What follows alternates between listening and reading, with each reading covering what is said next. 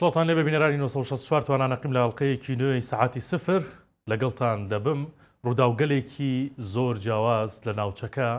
ڕوودەدەن. جارێکی تر ئیسرائیل هێرشی کردە سەر یەکێک لە وڵاتە گرنگەکانی ڕۆژهەڵاتی ناوەڕاست کە ئەویش قەتەر بوو. لەوێ سەرکردەکانی حەماسی بە ئامانجکرد ئەمە دەنگدانەوەی زۆری بە دوای خۆی داهێناوە. چاوەڕێ دەکرێت جارێکی تر ئاگری شەڕ لە ناوچەکە و چەند وڵاتێکی تریشتەوە بگلێن لەم شەڕە هەڵگیرسێتەوە و ڕوو بدات. لەلایەکی تریشەوە ئەوەی کە ئێران تاوەکو ئێستا لە دوای شەڕی 12 ڕۆژەوە چۆن خۆی ڕۆخستێتەوە، دوایین پێشات و گۆڕانکاریەکان لە ئێران گەیشتون بەچی و لە بەرامبەردا ئیسرائیل بەرامبەر ئەو شەڕی کە دەیەوێت لەگەڵ ئێران درێژەی پێ بدات و تاوەکو ئێسەش نەوعەنما بەردەوامی هەیە چۆن ئامادەکاری کردووە. وهروەها ئەو مانۆڕە سەربازیەی وڵاتی چین کە لە 2 هەفتەی ڕابردووە بەڕێوەچوو و جۆرێک لە جۆرەکان دنیای بەخۆیەوە سەرقاڵ کرد لە بەرزە بەلاحیەکەی چی تیادا نمایش کرا، ئامانجی پشت ئەم مانۆڕە گەورە سەربازیە چی بوو. ئەمانە و زۆر پرسیتر لەگەڵ عەقید سەلام مەسعەد ڕاوێژکاری 1964 بۆ کاروباری سەربازی گفتوگۆ دەکەم. جەناب عەقید بەخێر بیتەوە. سپاس دەکەم، خۆتانیش بەخێر بێتن. چاوەکەمی هەموو شتێک بەرەو ئەوە ڕایانی ئەم چەند ڕۆژە کە ڕووداوی جیاواز ڕوو بدات لە ناوچەکەدا، ڕووداوی نەخوازرا ڕوو بدات. لەوە دەست پێ یەکەم ئەم هێرشەی ئیسرائیل بۆ سەر دەوحە و بە ئامانجگرتنی سەرکردەکانی حەماس جیاواز بوو. ئەمە چی لێ دەخوێنرێتەوە؟ ئیسرائیل دەسەوە شوێنێ لە هەموو لایەکە، گوێی لە هیچ کەسێ نییە، نە لە هیچ وڵاتێ، نە لە ئومەم متحیدە، مەجلس ئەمن. ئیسرائیل ئامانجێکی هەیە، باش ئەبێت جێبەجێی بکاتن و بە قسەی کەسیش ناکە وە جێبەجێ ئەکاتن. یعنی ئەمڕۆ ئەگەر نەیکرد بەیانی نەیکرد مانگێکی تر، ساڵێکی تر. لێدانی حەماس ئەوە بوو، تو ئەگەر سەیری بکەین لێدانی حەماس و ئێران لە عینی جۆرا بوو، لە کاتی مفاوەزاتا بوو. بەڵێ ئێران مفاوەزات بوو، لێیدا دەستی وەشاند. عینی حەماس هات بۆ مفاوەزات لە دۆحە، لە هەمان کاتا لێیدا. چونکە ئەو قەراری کە ترامپ دابووی بڵێن مفاوەزات ببێتن و هێزێکی فەڵەستینی هەیە لە مەسر دەوری 10,000 کەسن. مەسر مەشقیانەداتێ بۆی کۆنتترۆلی غەزە بکەن و زمنی ئەو اتیفاقیەی کە دانراوە ئیسرائیل بکشێتەوە لە غەزە. بەڵام مستەحیلە ئیسرائیل بکشێتەوە لە غەزە. لێیدا مفاوەزاتەکەی تێکدا و مفاوەزات نابێجارێتتر، وای بێ غەزە بە خۆی چۆڵکا و بیگرێتن. ئەمڕۆ نەبێ بەیانی هەرێشی گرێتن. ئامانجەکەی ئەوە بوو کە لە دۆحەیدا ئەو مفاوەزاتە بە تەواوەتی تێک بچێتن و سەر نەگرێتن. زۆر باشە. باشە قسەیەکێ لەسەرەوەی کە قەتەر خۆی ئاگادار بووە لەم هێرشەی ئیسرائیل بۆ سەر وڵاتەکەی وە بە ئامانجگرتنی ئەم سەرکردانی حەماس. ئەمە ڕێتەیە چێ؟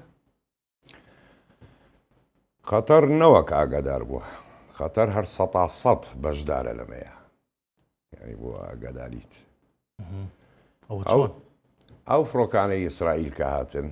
کە ئەڵێن لە 10 فڕۆکە بووە، ئەم فڕۆکانە ئەگەر سەیری بکەیت لە ئیسرائیلەوە بێتن بۆ قەتەر بە کوێیان ڕەتە بێتن. یەک ڕێگایەکی مستەقیمی هەیە، ڕێک کە لە هەمووی کورترە، لە مەتاری ڕامۆنەوە یان ئۆفدا، ئەمانی کە لەسەر سنووری سینایە، ڕێک لەسەر خەلیجی عەقەبە، خەلیجی ئیلات، مینای ئیلاتی ئیسرائیل. ئەگەر بپەڕێتەوە بە سعودیە یەکسەرە گاتە قەتەر. بەڵام ئەگەر سعودیە ڕێی نەداتێ،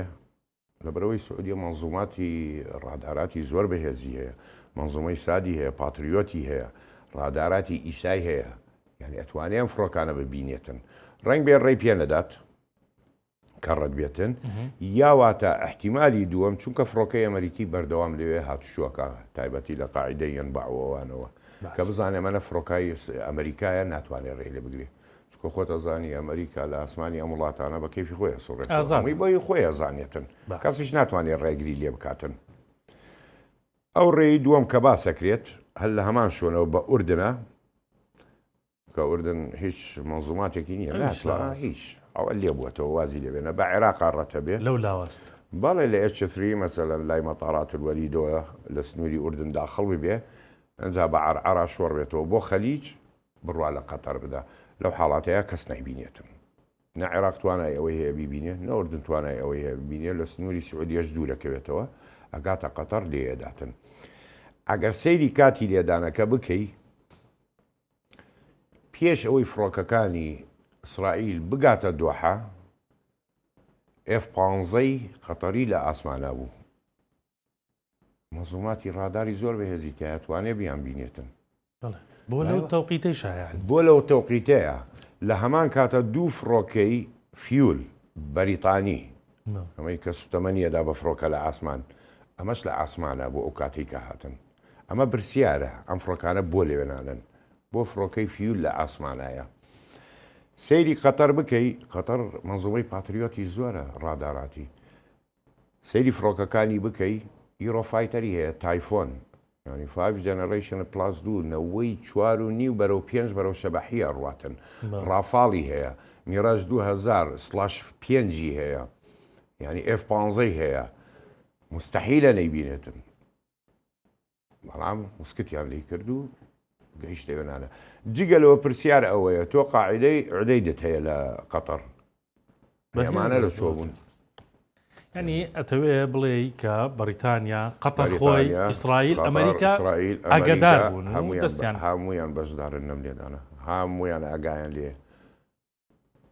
چونکە ئەمریکا پێش ئەوەی کە لە قەتەر بدرێ بە 48 سعات ئاگای لێتی وە ترامپ خۆی پەیوەندی بە تەمیم کردووە پێی وتووە ساعتیەوەنە کاتژمێرەوەنە لێ ئەدریت یعنی ئەمە مەجالی تیان نییە تۆ باسی ئەوە بکەی کە ئەمان ئاگایان لێ نەبێتن مستحیلە ئاگایان لێتی زۆر باشە وەڵا ئەوە چەنەڵقەیە کە کاک سەلام باسی ئێران و ئیسرائیلمان نەکردووە تۆش لە ئەڵلقەکانی پێشوو حتمما ئێستا بۆیە باسێکم کە جموجوڵەکان زیاد بوون ڕووداوەکان زیاتر بوون بە ئاراستەی ئەوەی کە شەڕ هەڵگیرسێتەوە جەنابەت لە ئەڵلقەکانی پێشوو ئەوەت فەرموو کە ئەم شەڕە نەوەستاوە یعنی شەڕی 12 ڕۆژە کە بە ئاگر بەسوە سێنرا نەوەستاوە لە هەر ئان و ساتێکا سەرڵ دەداتەوە هەمان بۆچوونت هەیە ئێستا شەڕ نەوەستاوە ئەیڵێ شەڕ لە نێوان ئیسرائیل ئامانجێکی هەیە لەم ناوچەیە ئەبێت جێبەجێ بکاتن بە نسبەتی ئێرانەوە شەڕ لەگەڵ ئێرانە نەوەستاوە و شەڕ لەگەڵ غەزەیە نەوەستاوە و لەگەڵ مەسرا ڕووەداتن و لەگەڵ سووریا ڕووەداتن و احتیمالێکی زۆر گەورە هەیە لەگەڵ تورکیا تێک بچن بە تەواوەتی ئیسرائیل و تورک زۆر یانی نێزیکە سەیری نێزیکی مەسر و تورکیاکە لە ماوەیە هەمووی لە ترسی ئیسرائیلایە لە هیچ شتێ نییە شەڕ نەوەستاوە و تورکیاش بە قسە نەوەستاوە لە بەقسەش نەوەستاوە بەس بە فعل ناتوانێت بچێتەوە بە فعل هێشتا ئەوە نەخێر دوورەوە ینی هێزی ئاسمانی تورکیا چەنێ بەهێز بێت دەرەقەت ئیسرائیل نایە دەرەقەت هێزی ئاسمانی ئیسرائیل نایە مستحیلە بۆ فڕۆکانی کە هەیەی تایبەتی ئێستا مەسەلەن ئەگەر باسی فڕۆکەی F-35 ئیسرائیلی بکەین F-35 ئیسرائیلی جیاوازە لە F-35 وڵاتانی تر تەنها فڕۆکەیە کە بڵێن ڤێرتیکەڵ ینی عامودی وەکو هەلیکۆپتەر نافڕێ شەقامی ڕەنوەیەوێ مەدرەجێوێ بڕواتن تەنها وڵاتە بۆی هەیە دەستکاری بکە سوتەمەنی بۆ زیادکە تکنۆلۆژیای بگۆڕێ هیچ وڵاتێتر ناتوانێت نە یابان نە کۆریا نە کۆدەکە لە دەستی خۆیان نییە کۆدەکە لە دەست ئەمریکایە کە ڕایگرت واتان فڕۆکەیە هیچوە نییە ئەگەر ڕاوەستا بێ پەیوەندی بە ئەمریکا بکەیتەوە کۆدەکەمان بۆ بکەرەوەم فڕۆکەیە بفرێ دوایەوە F-35 4 جۆری هەیە ئەمە ئیسرائیل جیاوازە لەبەرەوە بڵێ تورکیا هێزی ئاسمانی دەرەقەت ئیسرائیل بێنە مستحیلە دەرەقەتی نایەن زۆر باش بابینەوە سەر ئێران ئەوە ماوەیە کە شەڕوەستاوە چی کردووە ئێران یعنی چۆن ئامادەسازی کردووە بۆ ئەوەی کە ئەم شەڕە بە شێوەیەکی فراوانتر هەڵگیرسێتەوە توانای سەربازی خۆی چی پێکردووە لە بەرنامەکانی پێشوە ئاماژت بۆ کرد کە سیستەمی S400 و سیستەمەکەی چین و ئەوانەی هێناوە ئەمە تەواو تەختەی شەڕەکەی بووەکە؟ نەخێر S400 رووسی هێناوە دای مەزراندووە بەڵام ئەوەی حەسەبی معلومات بزانم لای نەجەف ئاباد و ئەو ناوچانە ینی نێزی کەسفەهان بەڵام S400 400 کیلۆمەتر ئەپارێزێ خاکی ئێران زۆر فراوانە دوایە ئەو مەنزومەی S400 کە تۆ دایانەی مسەیەرات لە هەموو لایەکەوە شاخە بۆیە ڕواتن تۆ بەهێویستیت بە مەنزوماتی تر هەیە وەکو بووک پانتسێر کە ئەمە بپارێزیتن HQ9 وەرگرتووە بەڵێ ئەویش منزومەیەکی دیفاعجەوی زۆر باشە بەڵام هەر بەرامبەر بە هێزی ئاسمانی ئیسرائیل جارێ زعیفە ئەی لە چی ڕوویەکی ترەوە خۆی بەهێز کردووە لە بڵین ئەم هینانەی کە لێدرا ئیسرائیل لە مەنەسەی ئیطلاقی سەواریخ تۆ موشە کە تێگری ئەبێ قاعیدەتە بێ لەبانەوە قاعیدەیە داینی تێگریتن باش ئیسرائیل لە 150 ئەو مەنەسانەی تێکدا هەمووی سوستان تەقاندیەوە ئێستا هەنێ مەنەسات هەیە لە بن زەویە خەریکی باشکردنەوەی ئەوانەیە لە ماوەیەش لە ڤیددیۆیەکە بینیم یەک دوو دانەی تەقان لە بن زەویەوە کە ئەمانە باش بۆتەوە و بەکارهێنا بەس هێشتان هەرکەمە زۆر زعیفە لێ ئەدرێتەوە یعنی ئێران ئەمەی کە کڕیوە S400 و HQ9 و فڕۆکەی کڕیوە یەک لە رووسیا چەندانەیە بەس ئەو فڕۆکانە بە کەڵک مەشق دێتن ئەنی بە کەڵکی نایەتن شەڕ بەرامبەر بە F15 ئەوانە بۆسێنا نەخێر ناتوانێت لەبەرەوە هەر زعیفە هیچی پێ ناکرێت زۆر باش تەنها موشەکەکانی نەبێت کە تێی بگرێتن وەکو هەر جاری پێشوو وەکو جاری پێشوو زۆر باش خۆ بێ باسی ئیسرائیلیش بکەین ئیسرائیل تۆ زانی کە شەڕەسی خوڕێکەکەی هەر بەردەوامی هەیە و هەندێک لە ئامانچەکانی لەو ڕێگەوە دەپێکێ بەڵام وەکو ئامادەکاری بۆ شەڕێکی گەورە چی کردووە ئیسرائیل ئیسرائیل وەکو مەنزوماتی بەرگری ئاسمانی کە هەیە جواری ئاڕۆی هەیە ئەمەی کەوتمان قوبە الحەدیدیە و پاتریۆت و مەنزومەی ساد ئەمریکا داوێتی پێی بەڵام ئارۆ نوسخەی هەیە ئارۆ یەک دوو ئێستا کە کەوتنی دروستکردنی ئارۆ چوار وا بەبزانم تەواویش بووە ئامادەیە ینی حازری کردووە ئارۆ چوار مەنزومەیەکی دیفاعی ینی بەرگری ئاسمانی زۆر بەهێزە ئەتوانێت لەم ڕۆ بەدواوە زیاتر لەو 12 ڕۆژە کە ئاسمانی خۆی بپارێزێتن هەروەکو وتمان لە 100 موشەکی ئێرانی 8 تا 9 دانەی لە عەرزیەدا ئەوانەی تری لە زەویەدا ئەوانەی تری هەمووی لە ئاسمانە تەقیەوە ئەمجا ئەبێ ئێران ئەگەر بیوێ دووسێ موشک 8 موشک لە ئەرز بداتن لە زەوی ئەبێ زیاتر تێبگرێت لە 100 بۆی لێی بداتن هەروەها ئێستا مەفاعیلە تازە دروستەکە ئیسرائیل لە لای دەیمونەوە مەفاعیلی دەیمونە زۆر کۆرە هی ئیسرائیل ینی خەڵکیش لێ پەنجاکانە ساڵی 58 دروستکراوە 1958 ئەمە دروستکراوە ئەو فئەی مەفاعیلی نەوەی تەمەنی 40 ساڵە دەیمونە ساڵی بەسەرا ڕۆی ئەبێ ڕابگیرێتنی تر و مەفاعلە مەفاعلێتری دروست کردووە لەگەڵ موشەعاتێ چەکی تیا دروستەکە تایبەتی موشەکی بالستی بەس هێشتا نەزانراوە چییە ئیسرائیل تقریبا داخراوە وەکو وڵاتانی تر نییە ئێران وەوانە هەموو معلومات کەش و بێوسی خۆڕی بە ئاسانی تیابێتن نانەخێر خۆی ئامادە کردووە ئیسرائیل باشە وەڵا بەهار بگەڕمەوە سەر ئێران بۆ پرسیارە بیرم نەچێ ئەوەی کە باس لەوە دەکرێت مەسەرەن لە یەک دوو ڕۆژی ڕابردووە کە ئێران گلۆپی سەوزی بۆ ئاژانسی وزەی ئەتۆم هەڵکردووە کە سەردانیان بکەن و بزانن بەرنامە ئەتۆمەکەی ئێران بەچی گەیشتووە بەچی نەگەیشتووە دەیوەستێنن ئەمە جۆرێک لە نەرمی نواندنی ئێران نییە بۆ ئەوەی کە جارێ بەم زووە تێوە نەگلێت لە شەڕێکی گەورە وەکو بە جەنابتم وتێ ئێران جارێ نەگەیشتێتەوە مستەوایی کە ئاسمانی خۆی بپارێزێ بەم چەند مەنزومەی وەریگرتووە لەبەرەوە نەرمی پێشانەدا تاکو بتوانێت خۆی بەهێز بکاتن ئێران کاتێ کە بزانێەوە هاتە کۆتایی لێ ئەدرێتن یەکسەر نەرمی پێشانەدا ئێستاکەوە لە عەبدولفەتاح سیسی سەرۆکی مەسڕیانی خەریکی مفاوەزاتەکەیانن هەرچەنە ئێران هەڕەشەی لێکاتن لە بڵین تاقەی دووەلی بەڵام هیچی پێ ناکرێتن و لە ئاخیرە ئەکشێتەوە بۆی لێ نەدرێتن کەمێ ڕقی پێشان بدا ئەوە لێ ئەدرێ لە 100 ئێران ئەو سیاسەتەی هەیە ئەچێتە پێشەوە کە بینی زۆر ئیشەکە قایم بوو یەکسەر کشێتەوە نەرمی پێشانەدا بۆ ئەوەی کاتی بەدەست بکەوێتن کاتی زۆر دواکەوتووە زۆر باشە باسی مصرت کرد جموجولی سیر لە دەوری مصر دەبینرێت ئەویشم بیرە کە لە بەرنمەکانی پێشوو پێشببینیەوەت کردت ڕەنگە میسر و پیاک هەڵگژان و شەڕ لە نێوان میسر و ئیسرائیلیش ڕوو بدات ئەمە تا چەند ڕێتەیەچێەوە ئەمە نزیکە ئەم شەڕ لە نێوان ئیسرائیل و جموجوڵە لە دەوری میسر ڕۆدا چییە؟ شتە مەسر دڵنیایە کە تووشە بێ لەگەڵ ئیسرائیل باش لەبەرەوە کە هەوڵیەدا فڕۆکەی جیتێن دەوەر بگرێتن لە سین بۆی هێزی ئاسمانی خۆی زیاتر بەقوت بکە، یعنی بڵین ئەم موشەکانەی کە لە دەرەوەی بینینە کە 150 تا 180 کیلۆمەتر بە ئاسمانە ئەڕوا بۆی بتوانێت بەرامبەر بە ئیسرائیل وەستێ. ئیسرائیل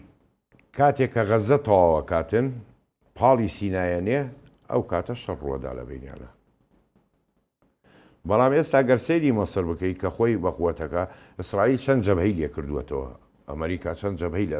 مەسر کردوێتەوە، جەبهەی سۆماڵ کە ئەفیوبیا ئەوێ لەو هەرێمەی سۆماڵ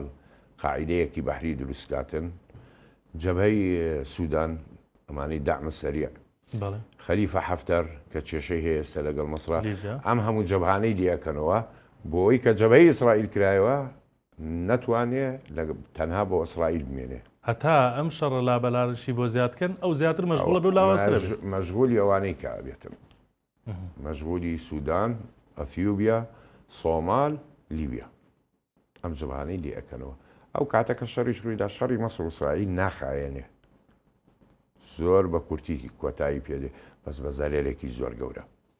هەتاکو ئێستا کە لە ناو ئیسرائیل قیادەی ئیسرائیلی ئەڵێ ئێمە لە دۆحەماندا، بەڵام بیر لەوە نەکەنەوە لە مەسر بدەن، بیر لەوە نەکەنەوە شتی ئاوها لە مەسر بکەن، چونکە مەسر جیاوازە لە وڵاتانی عەرەب هەمویان جیاوازە، لە هێزی ئاسمانی، لە دەریا، لە تانکە، لە زەویە، لە سوپایە، زۆر زۆر بەهێزە مەسر، یەکەمە لە وڵاتانی عەرەبی و لە ناوچەکە بەقووەتە زۆر. زۆر باش. وەڵا حەزەکە باسێکی تەنەف بکەین لە نێوان ئایدەی تەنەف لە نێوان عێراق و سووریا و ئەردەن، ئەویش دیسانەوە جم و جوڵ دەبینرێت لەوێت، ئەوە چییە؟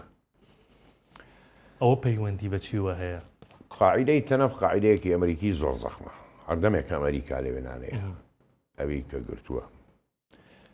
تۆ خەتێکت هەیە ئەبێ دروستیکەن، ئەو خەتە چۆن دروست دەکرێتن؟ لە جۆلانەوە، جۆلان بەدەستی ئیسرائیلە، خەتێ ئەبێ دروست بێ لە شاری قنێترەوە کە لە جۆلان دەیتە قنێترە بە دەرعا سوەیدا کە بڵین دروزی لێیە، تەمان دروز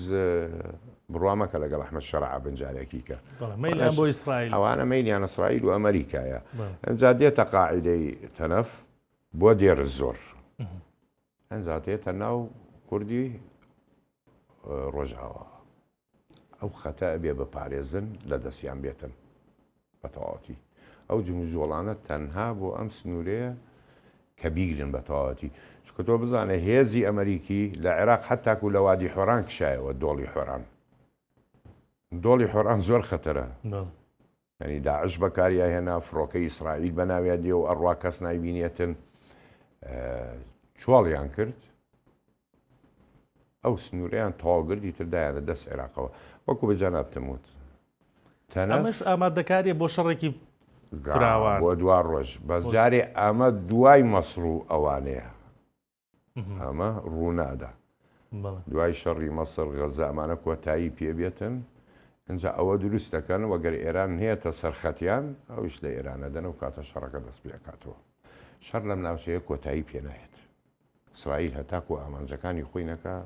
شەڕ کۆتایی پێنایێت. زۆر باش. یەکێک لە ڕووداوە گرنگەکانی دوو هەفتەی ڕابردوو مانۆڕە سەربازیەکەی چین بوو. مانۆڕێکی گەورە بوو، سەرنجی دنیای بەلای خۆیدا ڕاکێشا، بە تایبەت ئەمریکا و وڵاتە زلێزەکانی تریش ئەوروپاش. ئەمە چی بووە مانۆڕە سەربازیە و چیتیان نمایش کرا و چەکان چی بوون؟ ئەمە خۆی ئەمە بڵین ساڵانە ئەکرێ، بەس ئەم ساڵ جیاواز بوو، چونکە ئەم ساڵ 80 ساڵە جەنگی جیهانی دووەم تەواو بوو کە یابان دۆڕا. چین زەرەرێکی زۆری بینی بەدەست یابان و وڵاتان نزیکەی 20 ملیۆنی لێکوژرا چین. ئەمەی کە کردی جۆرە چەکێکی هێنایە مەیدانەوە، زۆر تازە بوو بە وڵاتانی تر نەیان بینی بوو. بۆ نمونە موشکی پێڵەن پینگجی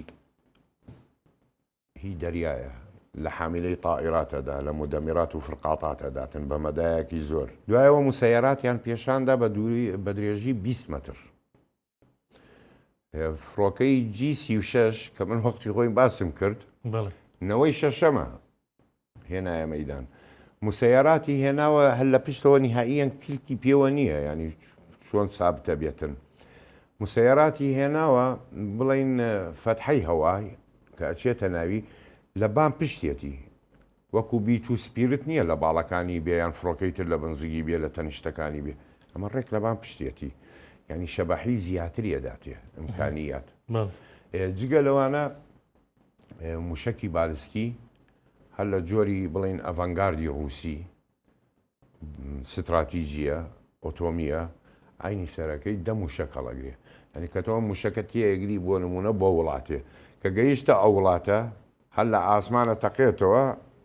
دە ئۆتۆمیل یەکرێتەوە هەردانەی بۆ شارێکە ڕوا بە یەک موشک تۆ تێتگرت هەمویان ئەگاتەوێنانە ئەمانەی پێشاندا جگەلەوە لە ڕابردووە لە شوێنێ من باسم کرد وتم مدەمیرەیەکی چینی لیزەری لە فڕۆکەیەکی ئەڵمانیدا کەویست بەبان هینە بڕوە ئەو لیزەرەستە گۆڕاوە هێناویانە لە جۆری LY1 ئەم لیزەری کە دەرکەوت لە بەیاستا نەوەک هەرمایکۆچپس و ڕقائقی ئەلکترۆنی و یان کامێری فڕۆکەکە تێکەدا نە ئیمکانیەتی ئەوە هەیە کە موشک بتەقێنێتەوە لە ئاسمان لیزەر و لە هەمان کاتا موشەکەکە لە موشەکەکداوە ئەی تەقێنێتەوە لە ئاسمان وەکو بڵین هێزی بەرگری ئاسمان ئەمە تازە بوو هێناوی بۆیە دنیا سەیرە شتێکی تری تازەیتیا بوو کاک سەلام ڕۆبۆت ئەوەی کە هەندێک بە گورگ نایانە بر هەندێک بە سەگ ئەمانە ئینشان چیە؟ ئەمە من ڕۆباتانە زۆر گرنگە کە سەیریەکەی من ڕۆبۆتێکم بینی قەناسەی دراگانۆفی لە بانا بوو ئەو قەناسە دراگانۆفە کە لە بان ڕۆبۆتەکە دانراوە ئەوەی کە ئیتەقێنێ قەناسەکە دوورە لە شوێنێترە دانیشتۆ بەس ڕنگ بێ بە ئایپاد و ئەوانە شەڕی پێکاتن وەتا تۆ سەربازەکەت ینی لە شوێنێکە ناکوژرێتن ئەو ڕۆبۆتەش وا دروستکراوە کە پێڵن گورگی ڕۆبۆت فیشک بە ئاسانی کاری لێ ناکە نایشکێنێتن لە هەمان کاتە زۆر استیفادەی لێەکەی کە بڵین تابیە هێزێکت هەیە لە شوێنێ گیری خواردووە ئەتەوێ فیشەکی پێبگەێنیتن ڕێت نییە ئەو ڕۆبۆتانە زۆر بە ئاسانی فیشەکەی تەبانی ئەکسەرە ئەڕاتەوێت چونکە تۆ فیشک نایشکێنە بە یەک فیشەک و دوو فیشک ئەیگەێنێتە ئەو هێزەی کە پێویستی بەوەیە لە هەمان کاتە ئێستا نمونەیە تریان هەیە تێستێکەن کە بریندارێ لە شوێنێک کەوتبێت ڕۆبۆتەکە ئەڕوا ئەیگرێ و ڕایە کێشێتە دواوە ئەیهێنێتن ئەمە هیچی زۆرە هیچی زۆرە یانیوە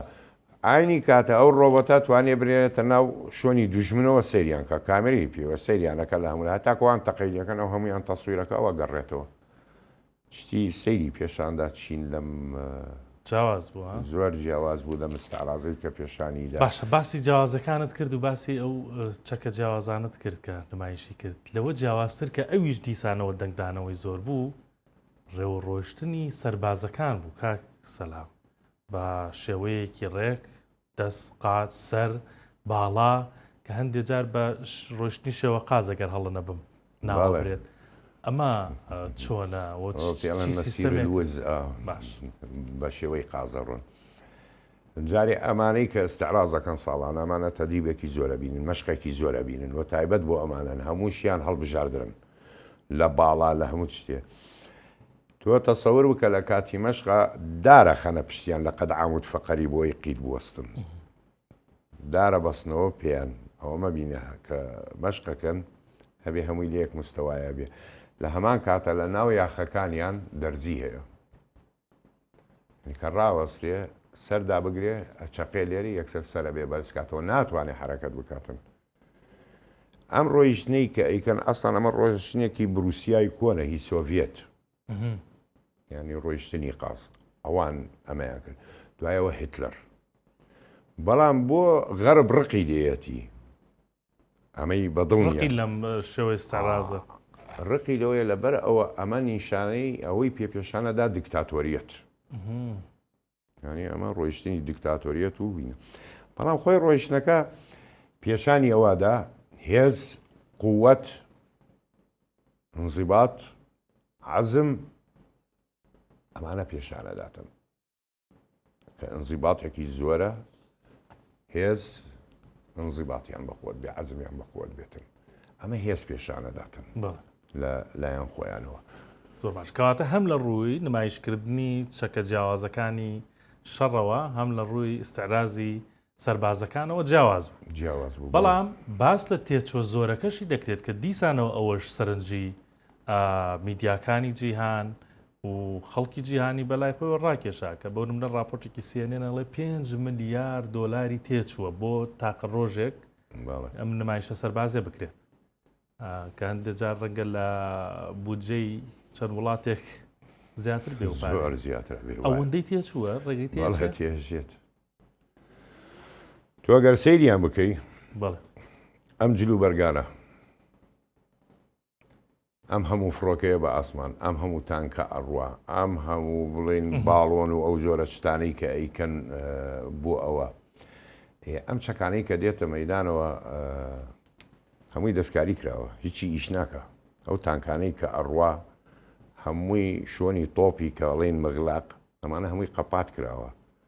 تفەنگ دەرزیتیان نییە بڵێ فشک بتەقێنێەوە ئەمانە زۆریشی لحی مەکرێتن هەر بۆەوەی خیادە بە پارێزی و ئەو میێوانانی کە هاتوونە و سەرکردانەی هاتوونە بیان پارێزیتن.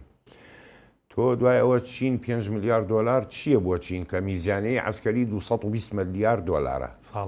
ساڵانە 220 ملیار دلارە 5 ملیار دلار لە چاو 220 ملیار دلار هەر هیچ نییە سەرفیەکە. دوایەوە استعرازی جێشی سینی یەکەمە لە جیهانە کەس بە مستەوای ئەوانە نییە یەکەمن خۆیان. زۆر باشە هەر لە سەرەما مێنمەوە حتمما چونکە پرسیارگەلێکی زۆر هەڵەگرێ لە ماوەی نمایشە سەربازێکە و ڕۆژانی دواتری ئەوانە ئەم سێ سەرۆکە سەرۆکی رووسیا پوتین شین سەرۆکی چین و کیم جۆنگ ئون سەرۆکی کۆریای باکوور زۆر یعنی بەیەکەوە لە کاتی نمایشەکە و لە دەرەوەی نمایشەکە بەیەکەوە دەبینران ئەمە قسە و باسی زۆری هەڵگرت کە دێجار سوحبەت لە نێوانیانە بوو پێکەنین کوردەواری خۆمانەڵێ دۆناڵد ترەمپشی تۆزە قەڵس کرد چی لێ خوێنرێتەوە. تۆ ئەگەر سەیری ئەم سێ سەرۆکە بکەی تەنها سەرۆکن کە دژی غەربن دژی ناتۆن دژی ئەمریکان ئەو 28 سەرۆکی وڵاتان چوو بوو بۆ ئەوێ بەڵام کەسێتەکە کەس حیسابی ویان ناکەن هەمووی هەرم سیانە بوو بەتەنیا ئەم سیانەش مەساڵحیان مشتەرەکە مەسلحەتیان بەیەکەوەیە. بەس لە هەمان کاتە قەناعەت بکە ئەنەهو شین سیقەی سەتاسەتی بە پۆتین نییە بەڵام لەم کاتەیە پێویستە کە بەیەکەوە بن لەگەڵ کیمە بەڵام بڵێ سیقەی سەتاسەتیان هەیەک بێتن نانەخێر هیچ سەرۆکێ سیقەی سەتاسەت بۆی تر نییە تەنها لە یەک نێزیکە بنەوە چونکە ئامانجەکانیان مشتەرەکە. پۆتین پێویستی بە شین و کیمە لەبەر ئۆکرانیا هاوکاریەکەن شین پێویستی بە پۆتینە لەبەر تایوان کیمیش پێویستی بە هەردووکیانە لەبەر کۆریا و یابان هەتا مەسلحەتیان یەکە بەیەکەوەنداهیم سەرەکەی پێکەنوانە مەسلا ڕاستیە سیقەی مطلقیان بە یەکترینی یانەوەی کە بە بەرچاوی دنیاوە کردیان لە ژێرەوە شتێکی ترە شتێکی کێ هەر لە دانیشتنە لابەلاکانیان مەسەلەن لە پەراوێزی نمایشە سەربازەکانە شین و پۆتین بۆ نمونە دەمەتەقەیەکەمە لە میدیاکان زۆر بڵاو بوو وابزانام بچین خۆشی ینی هەوڵی داوە قسەی لەسەرەوە کردووە کە بسڕێتەوە باسی دەرمانی نەمریان کردووە بەیەکەوە ینی لە ساس پوتین پرسیاری لێ کردووانە ئەوە چۆنە و دەرمانی نەمری و خۆی چین باوەڕی بەو شتایە هەل لە قەدیمەوە کاتێکە چین ئیمپراتۆریەتیش بوو ینی ئەگەر سەیری بڵێن جۆری پزیشکی چین بکەین زۆر لە حاڵەتەیە دەرزی بەکاردێنن لە جان بە شەریەدا دەرزی ئاژنینی پێڵ ئەمە دەرزی دەمارە ئەمە دەرزی دڵە ئەمە باوەڕێکی تەواویان بەوە هەیە پۆتین و شین لەگەڵ ئەوەیە باسی ئەوەیانەکە تەمەند درێژی چونکە کۆن بڵێن ئیمپراتۆرەکان دائیمەن وەزیرەکان و وانی کە خزمەتیانە کرد یەکەم قسەیانە 1000 ساڵ تەمەنی ئیمپراتۆر بێتن کەسیش نییە تەمەنی 1000 ساڵ بێتن بەڵام باوەڕی تەواویان هەیە بۆەوە لەبەرەوە باسی ئەو جۆرە پزیشکیانە کرد کە چین بەڕێی دەرزی و هەتاکو باوەڕیان بە سحر هەیە بۆ پزیشکی باوەڕیان بە سەحری شەیە چینیەکەم ئەنی پوتینیش بە فزولیەتی خۆی بە فزولیەتی خۆی پرسیارەوەیە کرد ڕنگ بێ بۆ گاڵتەش کردی بێتین چونکە ڕەنگ پۆتین پیاوێکی مخابراتە باوەڕی بەو چتانە نییە بە هیچ جۆرێکی بەس ڕنگ بۆ پێکەنین و گاڵتەوەوانە و قسەیان کرد و چینیش داوایەکە بسڕێتەوە چونکە ئەمە پەیوەندی بە کۆبوونەوە ینی نە لە پرۆتۆکۆڵایەنە لە دوبلماسیەتیشایە شتێکی شخصیە بینی خۆیان باسییان کرد. جەناب تزانی لەو چەند ڕۆژەیە ینی دیمەنی زۆر سیر بڵاو دەبووە بە تایبەت لە میدیا جیهانیەکان ینی ساگە لەسەر شاشەکە سەیری کەم دیمەنە کە پاسەوانێکی پوتین کە پوتین و کیم جونگون بەیەکەوەن ڕێگە نادات پاسەوانەکەی کیم جونگون نزیک بێتەوە لە پوتین. ئەمە لە ڕووی پرۆتۆکۆڵی ئەم سەرۆکانەوە چی لێ خوێنرێتەوە؟ ینی بۆچی نەیهێشت ئەوە تا دەست یەگرێت و نایڵە زیاتر نزیک بێتەوە لە پوتین؟ خۆی هەر سەرۆکێ حیمایی شخصی خۆی لەگەڵ یا ئەبێتن ئەگەر لە پێشەوە بێ شخصێ بێ بۆی تۆقەی لەگەڵا بکاتن پۆتین بە جەستەی خۆی دیارە حیمایەکەی تێئەگا ینی ڕێی پێ بدە بابێیان نەیەتن هات بەڵام کە لە دواوە بۆی دێ حیمایەکەی پۆتین بە خەتەری ئەزانێ نابێت سەرۆک سنوورێکی هەیە بازنەیەکە نابێت لێ ڕەتبی حیمایەکەی کیم ویستی ڕەتبێ یەکسەر دەستی لە پێشیدانە و پاڵینە ڕەت نەبی ئەگەر هەنگاوێکی تری بنابایە پرۆتۆکۆڵ لێرە نامێنێت دوبلۆماسیە تەواو قەرارێتتر وەرەگرە حیمایەکە دوایە پۆتین ئاگای لێنیە لە پشتیەوە بۆی دێت لە پێشەوە بێت جیایە لە پشتەوە بێتن جیایە لە هەمان کاتە لە بیرت نەچێتن کیم سەرۆکێکی داخراوە لە جیهانە چوەتە چ وڵاتێ چوەتە رووسیا و چوەتە چین و ئەوانە جارێ نەخۆی نەحیمایەکانی لە پرۆتۆکۆڵ تێگەن بێت تێبگا ئەم سەرۆکە کە دێ پرۆتۆکۆڵ چییە جارێ فێری ئەوە نەبوونە لە ١٠٠ باش بزانە بۆیە ئەو تەسەڕوفەی کرد. وەڵا حەزەکەم لەسەرەوە بۆستم بازنەکە تێی بپەڕاندایە ئەو حیمایە شخصی کیم جونگ ئون حیمایە شخصیەکەی پوتین بۆی هەبوو چی بکات؟ بۆی هەبوو هەڵگیرە و بیدە بارزە ئەو کاتە هیچ ڕوو نادایانی تەواوەوە قەراری نیهاییە کەس ناتوانێت قسە بکە ئیشی ئەوەیە ئیشی ئەوەیە جا ئەم کیم جونگ ئونە ئەچێتە هەر شوێنە جێی مشت و مڕەیانی هەندێک جار بە هەڵس و کەوتەکانی ئەوە لە کۆبوونەوەی لەگەڵ شین کە دوایی جێی دێڵن شوێنەکە کورسیەکەی پاکەکرێتەوە زۆر بە جوانی شوێنی کورسیەکە پاکەکرێتەوە ئەوانە ئەمە بۆچی مەبەستەیەکە ینی بۆ ئەوەی ئەیکەن ئەگەر یەک گڵۆپێ بچووک لە عارەقەی بکەوێت لێنانە ئەبێ بسڕێتەوە دەست لە هەر شوێنێ بداتن ئەیسرنەوە لە بەرەوەی DNA وەرنەگرن بزانن ئەمە چ جۆرە نەخۆشیەکی هەیە لەو حاڵەتە لی تێگەن ئەگەر نەخۆشی هەبێ هەر تەسەڕوفاتێ هەمووی شتێکی لە DNA دەرەچێ لەبەر ئەوە وا شاردویانەتەوە ینی کیم وا خۆی داخستووە کە کەسلی تێنەگات چ نەخۆشیەکی هەیە چیشی هەیە ئەوەیە مۆزوعی کە کورسی و ئەوانەیە سڕنەوە بەجوانی سڕنەوە بۆی تەنها بەسمەیەک وەرنەگرن دڵۆپێ هەر بە فعلیە گەر وەریشگیرە ئەدۆزرێتەوە تەکنەلۆژیا وای لێ بەڵێ تەکنەلۆژیا دەگەیشتوەتە ڕادەیە دۆزنەوە باڵێ هەر بەدەستی لەقەت کورسیەکە بێنەی سڕنەوە گەیشتوەتە ئەو ڕادەیە تەکنۆلۆژیا ئەستەکە ئیدۆزنەوە ئەزانن ئەو زەلامەت چییە و چی نییە هەموویە خوێندرێتەوە. زۆر باش باسی هەواڵگری ئۆکراینە دەکەم کە باسی لەوە دەکەن کە جۆرە تانکێک کۆریای باکوور دەدات بە رووسیا چیاماتۆ ئەم تانکە چییە؟ تایبەتمەندی چییە؟ وە لە بەرامبەر چییە ئایدات بە رووسیا چی دەدا بە کۆریای باکوور؟ جیۆمان تو ئەو تانکە تانکێکی بڵێن کۆریاکە دروستیە کاتن چونکە تۆ لەبیرت نەچێ کۆریای جنوبی دوژمنی سەرەکیەتی ینی ئەوان تانکی پاسەندەریان هەیە پاسەندەر تانکێکی زۆر بەهێزە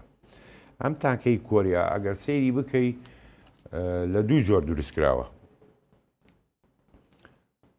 غەربی شەرقی ڕۆژاوا و ڕۆژهەڵات یعنی هەم بڵێن ئەمریکیە هەم بڵێن رووسیە. ئەگەر سەیری جانی بکەی و تقریبا شێوازێکی برامزی وەرگرتووە، برجەکەی لە پێشەوە شێوازی تینەوەتی وەرگرتووە، تۆپەکەی 125 ملیمە هەر لەسەر نیزامی رووسیا. رووس هەمووی 125 ملیم بەکاردێنێتن، غەرب 120 ملیم بەکاردێنێتن لە تۆپی تانکەکانیانە. طبعاً وەکەوەی باسەکرێ ئەجیزەی استشعار و حەساسوانەی زۆرتیایە. رووسیا تانکی هەیە نۆک نیەتی، بەڵام هەنێ تانک هەیە شاردراوە تۆ ناتوانێت بەکاری بێنێتن. ئەوانەی کە بەکاری دێنێ ئێستا لە شەڕا هەمووی جۆری تی 72 62 82 82 90 مۆنستەر ئەم تانکانە بەکاردێنێتن. طبعاً رووسیا زەرەرێکی زۆر پێگەی بە یەک لە هێزی ئاسمانی و لە تانکیشە. تایبەتی کاتێک کە ئەمریکا کاتی جۆ بایدن موشکی جافلنی دا پێی.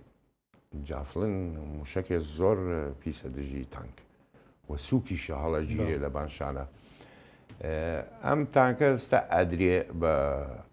طبعاً خۆی بچێنەچێتن جیاوازیە دروست ناکاتن، تەنها تانک زیادەکاتن، خەپاتی زەرەری تانکەکانی ئەکاتن. بەڵام بە مقابلی ئەوە رووسیا چێدا بە کۆریا؟ رووسیا بێت داوای تکنۆلۆژیای سیخۆی 57ەکە بە ڕاداری ئیسای خۆی نوسخەی خۆی نەوە کە نوسخەی تەزدیریەکاتن بە موشکی RM R77M کە 180 کیلۆمەترە مەدای بەوە ئەیەوێتن. چونکە پێشەوە کیم 20 ملیۆن گولەی تۆپیدا بە پۆتین بە رووسیایدا بۆ شەڕی ئۆکرانی بۆ شەڕی ئۆکرانیا. بەڵێ بە مقابلی ئەوەیەوێتن دی و تکنۆلۆژیای تریشێوێلی، ینی تکنۆلۆژیای موشکی بالستی بڵێن هایپەرسۆنیک کە بڕوا بە سرعەتی 27,000 کیلۆمەتر لە سەعاتێکە، چونکە تەنها وڵات ئەوەی هەیە رووسایە، هیچ وڵاتێ نەگەیشتووەتە سرعەتی 27,000 کیلۆمەتر لە سەعاتێکە. حساب کە موشەکە بە دەوری زەوی ئاسوڕێتەوە بۆ سرعەت. ئەو تکنۆلۆژیایی ئەوێ کیم بینینە بۆ هەردوو لایەن استیفادە کاس تشتێ بەوەی بەرامبەر نادا بەبێ مقابل. پێش بەرنامەکە باسی تانکی ئارماتای رووسیت کرد. بڵا حەزەکەم زانیاری لەسەرەوەش بڵێ ئارماتای رووسی چییە و ئێستا چی ڕۆڵێکی هەیە بۆ رووسیا؟ تانکی ئەرماتا پێوترێت T-14 لەم ساڵانەی ئاخیرە رووسیا دروستی کرد. بڵێ نسبەت تانکی رووسی سێ کەسی تایە. تانکی ئبرامس 4، لیوبارد، چاڵنجەر، ئەمانە بەریتانی ئەڵمانی هەمووی 4 سواری تایە. تانکی رووسی سێ کەسی تایە لەبەر ئەوەی گولەکە بەدەست ناکرێتە ناوێەوە ئالیە پاڵێنێتن. بەڵام لە تانکی ئبرامزانە سەربازێکت هەیە گولەکە دەرەکای خاتە تۆپەکەوە. ئەوە جیاوازەکەی ئەوەیە. ئارماتا جیاوازەکەی کە بورجی تانکەکە قائد و ینی بڵین سەرکردەی تانکەکە لەگەڵ ئەوەی تۆپە تەقێنێ ڕامی لەوێ نین لەناو برجەکە، لەگەڵ سایق لە پێشەوە دانیشتوونە هەرسێکیان لە تەکێکتری، تەنها بە کۆمپیوتەر و ئەوانە ئیشەکەن تەقاکەن. بەڵام وەکو پێتم وت نەچوەتە شەڕەوە، احتیمالە ینی رووسیا ئەم تانکەی دانابێ کاتێکە لەگەڵ ناتووەیە بە تەواوی توش بێتن و بچێتە شەڕ، ئەو کاتە ئەم تانکانە پاڵەنێتە پێشەوە. بەڵام مادام باسی ئەو شەڕی ناتۆت کرد، دوێنێ جموجوڵی سیر لە پۆڵەندا وڵاتانی ناتۆ بە چەکی جیاوازەوە بگینران و کۆمەڵێ نمایش کرا ئەوانە مەچی لێ خوێنرێتەوە. ئەم شەڕە گەورەی ناتۆ لەگەڵ رووسیا ڕوودار ئەسڵەن وەی ئێستا لە شەڕان، بەڵام بە ئاشکرایی نییە. ینی تۆ ئەگەر سەیر بکەیت لە ئۆکرانیا چەند عەقید چەند ئەفسەری بەریتانی کوژرا، ئەمریکی، پۆڵۆنی، فەڕەنسی، کەنەدی، ئەمانە هەمووی لە